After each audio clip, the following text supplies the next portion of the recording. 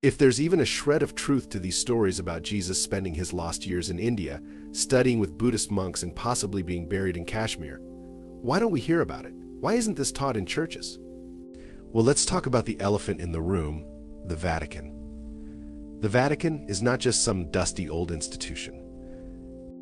It's one of the most powerful and secretive organizations in the world, with archives that stretch back thousands of years. And here's where it gets interesting. For centuries, people have whispered that the Vatican holds documents, ancient texts, and maybe even direct evidence that could rewrite the story of Jesus' life. There are claims that hidden deep in the Vatican archives, there are manuscripts that tell a different story, a story that includes Jesus' travels to the East, his time spent learning from spiritual masters in India, and even his life after the crucifixion.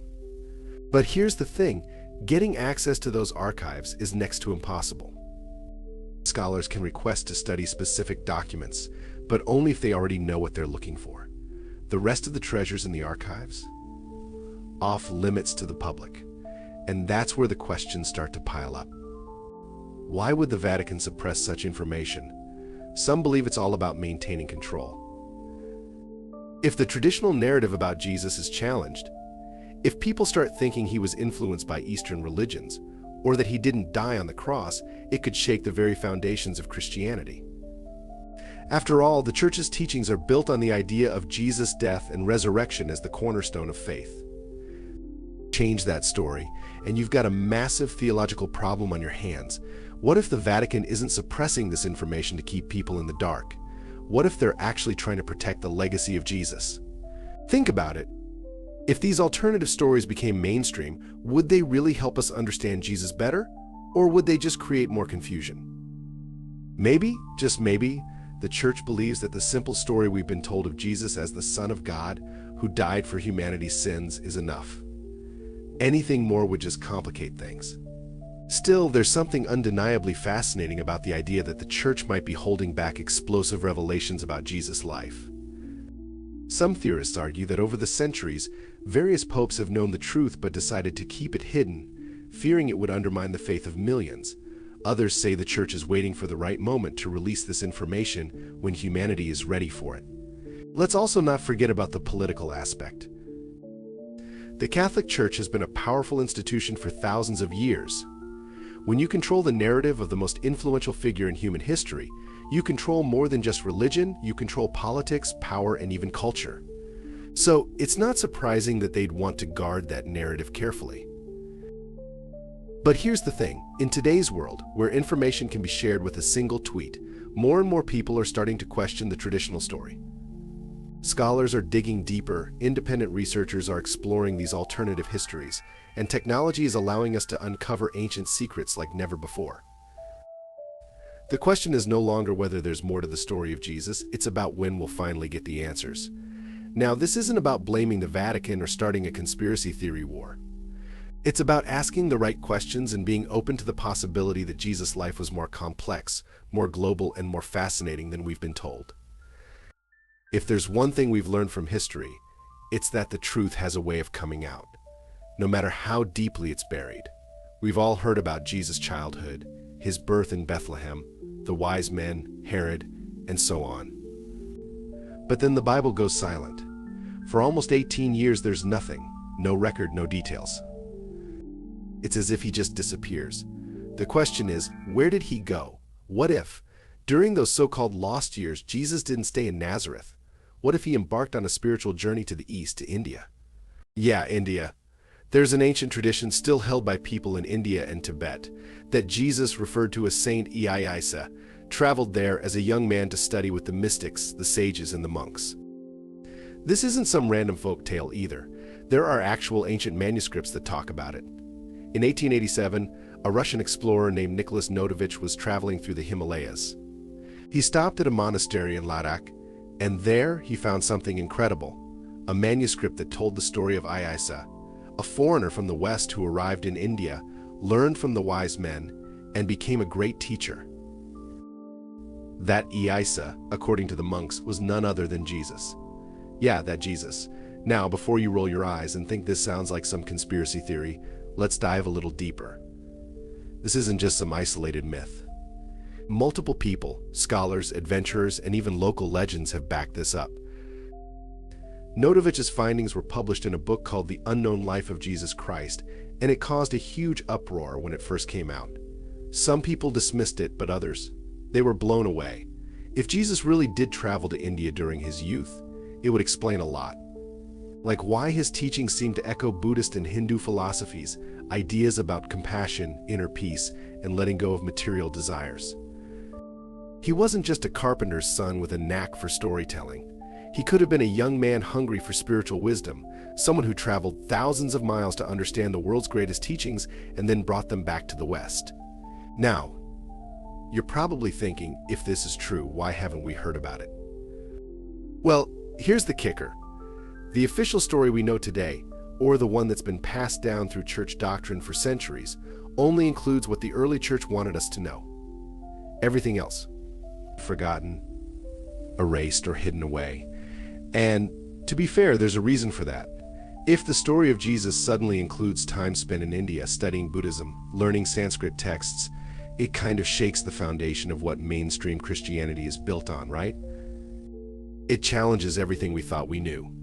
You can almost imagine Jesus, a young man, barely in his 20s, making his way along the ancient Silk Road, passing through Persia, Afghanistan, and eventually reaching the monasteries of northern India.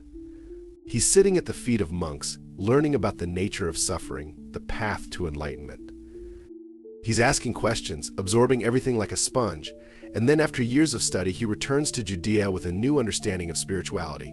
And it doesn't stop there. This story continues to unfold in places you'd never expect. In Kashmir, India, there's a legend about a saint named Yasasov, believed to be the same Saint Isa. Some people even say there's a tomb in Srinagar where Yasasov is buried, a tomb that might hold the remains of Jesus. Yeah, a tomb in India. I know it sounds insane, but this theory has been around for centuries, whispered in hushed tones, passed down through local stories. But where's the proof, right? Let's dig into something that really kicks this theory into overdrive, the manuscript. Back in the late 1800s, this Russian guy, Nicholas Notovich, decided to travel through the Himalayas. He wasn't just out for some spiritual adventure, he was on a serious mission, documenting cultures and religious practices. Then something pretty wild happened. He got injured along the way and had to take shelter at a Buddhist monastery in Ladak. That's where things start to get really interesting. While he was recovering, Notovich claimed that the monk showed him an ancient manuscript written in Tibetan that detailed the life of a holy man named Isa. Now, here's the kicker. Isa was described as a foreigner, a man from the West, who came to India, learned their spiritual practices, and became a great teacher. Notovich, being a sharp guy, immediately made the connection. Could this Isa be Jesus? So, here we are, in a remote monastery nestled in the Himalayas, and Notovich is sitting there with what might just be the missing piece of the puzzle. He's looking at a centuries-old text that says Jesus lived in India. Now, this is where things get controversial, because Notovich publishes his findings in The Unknown Life of Jesus Christ, and, well, the academic world wasn't exactly thrilled. The church? Yeah, they weren't too happy either. But hold on, before we get into why people freaked out, let's break down what's actually in this manuscript. It talks about Isa's journey to India, his encounters with Hindu and Buddhist teachers, and how he began preaching a message of compassion and equality. It even describes how Isa opposed the rigid caste system in India, preaching that all humans are equal in the eyes of God. Sound familiar? Yeah, it's pretty similar to what Jesus preached back in Judea. But here's where it gets even crazier. Notovich wasn't the only one to come across this story. Other explorers and scholars in the region reported hearing the same legends. Swami Abhidananda, an Indian monk, also went to the Hemis monastery years later and claimed to have seen the same manuscript. And even more recently, Nicholas Roerich, a famous Russian painter and philosopher, mentioned hearing about Saint Isa in his travels through the Himalayas. Now, skeptics argue that this manuscript either never existed or was simply a local legend, exaggerated over time. They point out that after Notovich's discovery, no Western scholar could verify the manuscript's existence. In fact, some even accuse Notovich of making the whole thing up for fame. But here's the thing, Hemis have consistently maintained that the manuscript is real.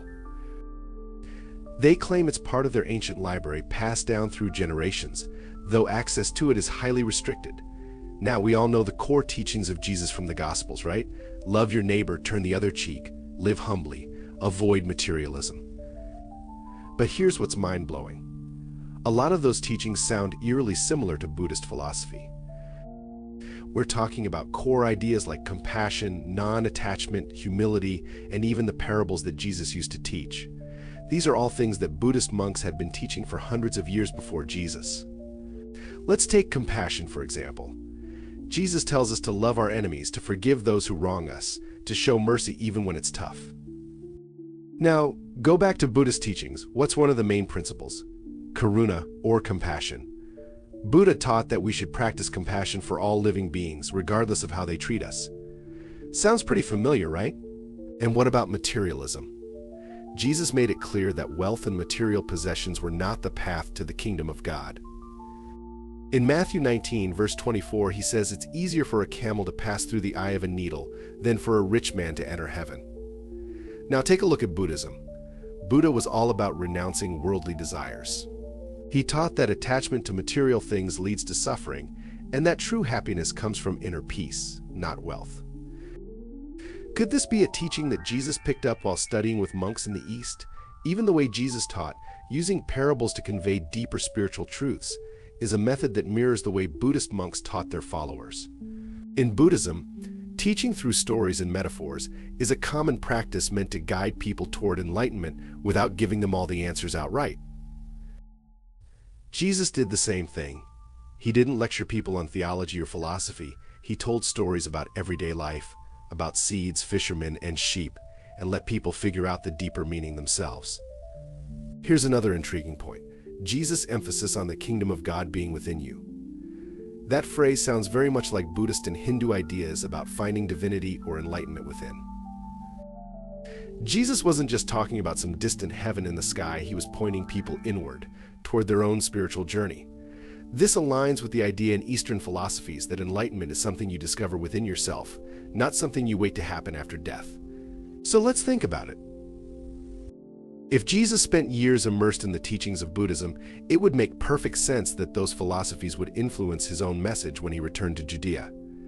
And we're not just talking about a casual influence. This is deep, foundational stuff. The kind of knowledge that would have fundamentally shaped who he was as a teacher, as a leader. But here's the thing. This isn't something you will hear in Sunday school. The idea that Jesus' teachings could be influenced by another religion, especially one from the East, goes against centuries of established doctrine. But once you start connecting the dots, it's hard to ignore the similarities. It almost feels like we've been looking at two separate pieces of the same puzzle for thousands of years without realizing they're part of a bigger picture. What if Jesus wasn't just the son of a carpenter who had a few years of divine inspiration? What if he was a seeker of wisdom, a student of global spiritual traditions? And what if his time in India, learning from Buddhist monks, gave him the tools he needed to reshape the spiritual landscape of the West? Okay, now let's dive into something that's going to take this mystery to a whole new level: ancient Indian texts that might actually reference Jesus. One of the most interesting sources? The Bhavishya Purana. This is a lesser-known Hindu scripture that talks about events supposedly set to happen in the future. The Bhavishya Purana now, this is where it gets weird. In one passage, the Bhavishya Purana describes a king meeting a foreign prophet from a distant land. This prophet's name? You guessed it, Ayasa or Ashamazi. The text even describes him as a man of fair skin, traveling from the West, preaching about the true God, and telling people to abandon idol worship. Does this sound familiar? It should, because it lines up suspiciously well with the Jesus we know from the Gospels.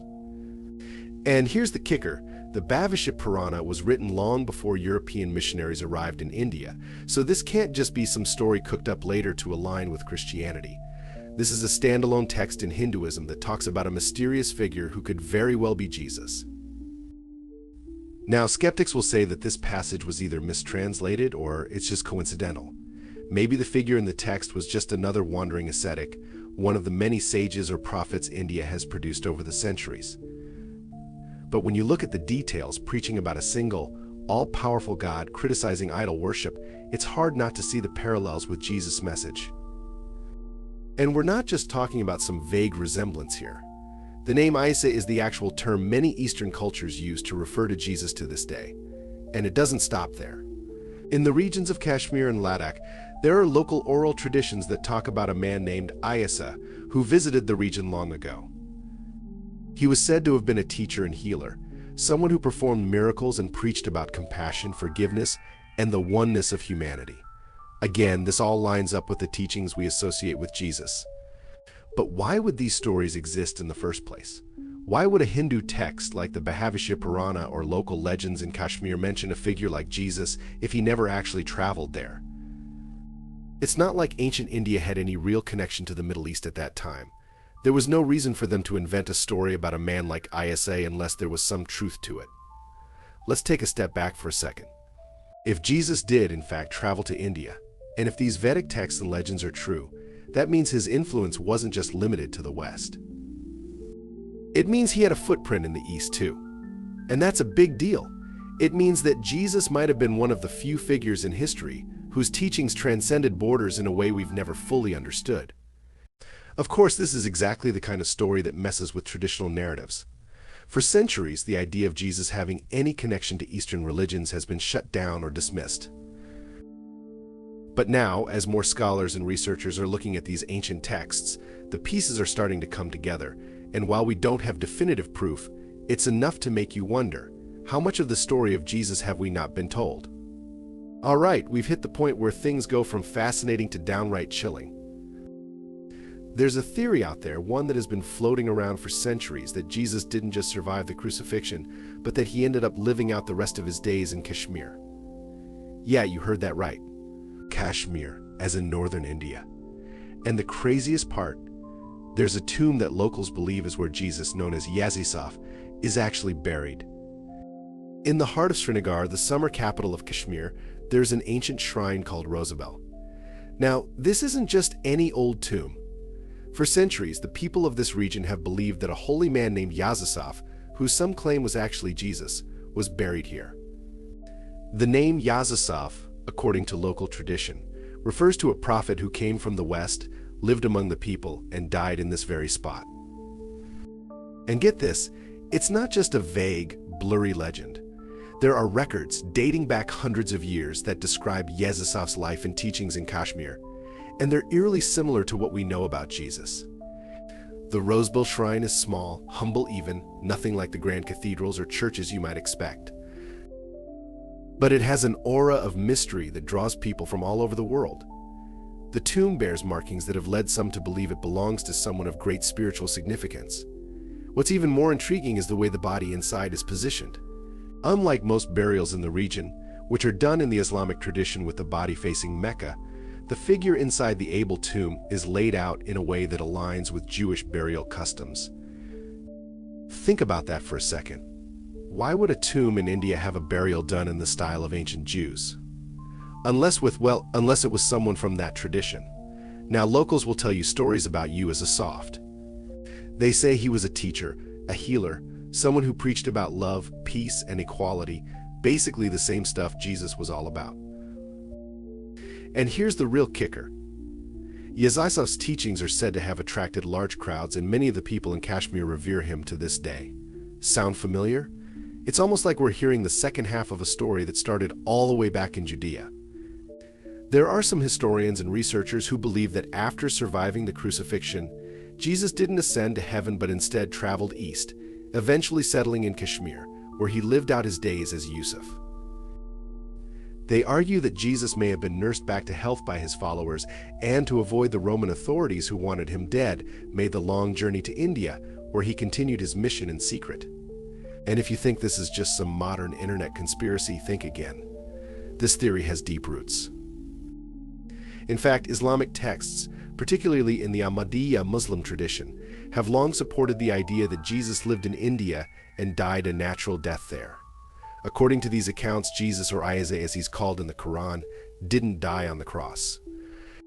Instead, he survived and traveled east to preach to the lost tribes of Israel, who had settled in parts of Afghanistan and northern India. The tomb at Rosabel, they say, is where he was finally laid to rest after a long life of teaching. Now, I know what you're thinking. Why isn't this a bigger deal? Why isn't this headline news? Well, the truth is, this theory shakes the very foundations of Christian doctrine. If Jesus didn't die on the cross and ascend to heaven, but instead lived out his days in India, it changes everything we thought we knew about the resurrection and the very nature of his divinity. It's no wonder the Rosable Tomb remains a controversial topic, with some eager to dig deeper and others determined to keep the lid on this ancient mystery. There have been attempts to study the tomb more closely, including DNA testing, but every time researchers get close, something happens to shut it down. Whether it's government interference, religious opposition, or just plain bad luck, the tomb seems to remain one of history's most tantalizingly unsolved mysteries. All right, so we've explored Jesus' potential journey to India, but let's dive into something that might blow your mind even more: the possibility that Buddhist monks played a role in shaping early Christianity. Around the time Jesus is believed to have lived, Buddhism had already been thriving for about 500 years. It had spread from India into Central Asia, reaching places like Afghanistan and even parts of the Middle East through trade routes like the Silk Road. So the idea that Buddhist teachings could have made their way to the region where Jesus lived isn't as far-fetched as it sounds. In fact, there's archaeological evidence that Buddhist communities existed in places like Alexandria, Egypt, just a stone's throw from the Mediterranean world Jesus was a part of. Some scholars believe that these Buddhist ideas didn't just influence random people in the region, but that they may have shaped the way Jesus and his followers saw the world. And not in some superficial way either. We're talking about foundational principles of compassion, selflessness, and inner peace that might have come from Buddhist teachings. Think about it. Jesus preached about turning the other cheek, loving your enemies, renouncing wealth, and finding the kingdom of God within you. Those aren't ideas you typically find in the Jewish tradition of his time, but they're almost identical to key concepts in Buddhism. Buddha taught that inner transformation, compassion for all living beings, and detaching from worldly possessions were the path to enlightenment. Sound familiar? Some historians suggest that Jesus wasn't just exposed to Buddhist ideas, he may have actually learned from Buddhist monks themselves. According to some accounts, Buddhist missionaries traveled westward, bringing their teachings to the ancient world, including the Mediterranean region. It's possible that Jesus, or at least some of his followers, encountered these Buddhist monks and integrated their teachings into what would later become Christianity. Let's look at the Sermon on the Mount. Many people consider it to be the heart of Jesus' teachings. But when you break it down, it mirrors Buddhist philosophy almost too closely to ignore. Jesus says, "Blessed are the meek, for they shall inherit the earth." Now compare that with the Buddhist idea that humility and detachment from ego lead to enlightenment. Jesus talks about blessed are the pure in heart, and Buddhists teach about the importance of purifying the mind to free oneself from suffering. It's not just that they're both advocating for compassion or kindness, it's that they're coming from the same philosophical foundation. And what about the idea of renouncing materialism? Jesus made it clear that wealth wasn't the path to salvation. He even said that it's easier for a camel to pass through the eye of a needle than for a rich man to enter the kingdom of heaven. This is almost identical to Buddhist teachings about detachment from material possessions, leading to true happiness and enlightenment. But here's the part that makes you question everything. Could early Christian monks, like the Desert Fathers who lived in ascetic isolation, have been inspired by Buddhist monks living in monasteries? I mean, these Christian ascetics renounced the world, lived in the wilderness, meditated, fasted, and devoted their lives to spiritual discipline, just like Buddhist monks had been doing for centuries before. It gets deeper. There's even speculation that the early Christian concept of monasticism, where people leave society to live a life of prayer and contemplation, might have roots in the Buddhist monk tradition. The timing lines up.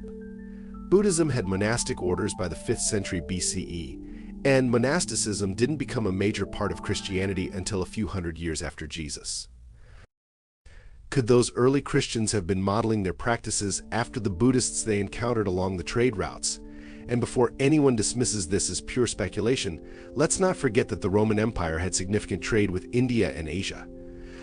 There were cultural exchanges happening all the time, so it's not only possible, but likely that ideas from Buddhism found their way into the spiritual landscape of the early Christian world. Now, what does all of this mean? It's simple. the boundaries between religions might not be as solid as we think. If Jesus was influenced by Buddhist teachings, or if his early followers were shaped by them, then Christianity as we know it might be more connected to the East than anyone realized. It challenges the idea that Christianity developed in isolation, showing that perhaps it was part of a larger global conversation about spirituality, enlightenment, and the nature of the divine.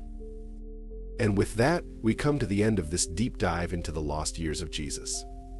Whether you're convinced that Jesus traveled to India, or you think it's all just a great story, one thing's for sure: the life of Jesus continues to inspire curiosity, debate, and a desire for understanding, even 2,000 years later. If you've made it this far, thank you so much for watching. We really appreciate you taking the time to explore these ideas with us. If this video sparked your interest, hit that like button, drop a comment below with your thoughts, and don't forget to subscribe for more content like this. Your support means everything, so thanks again, and we'll see you in the next one.